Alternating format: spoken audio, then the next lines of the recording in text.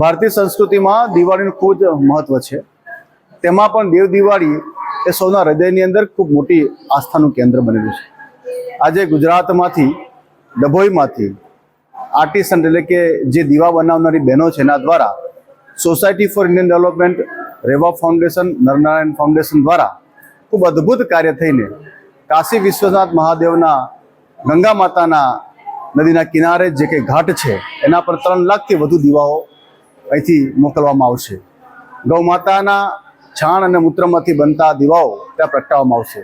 આજના આ કાર્યક્રમમાં દર્ભાવતીના MLA આદરણીય શૈલેષભાઈ અને આજ નગરપાલિકાના પ્રમુખ બીરેનભાઈ શાહ અને હું પોતે ડૉક્ટર આસો પટેલ અને તમામ આર્ટિસ્ટન્ટ અને અમારી આ સંસ્થાઓના વડાઓ અને જે કાર્યકર્તાઓ ભેગા મળીને આજે આ દીપોને કાશી વિશ્વનાથ ખાતે રવાના કરવાના છે।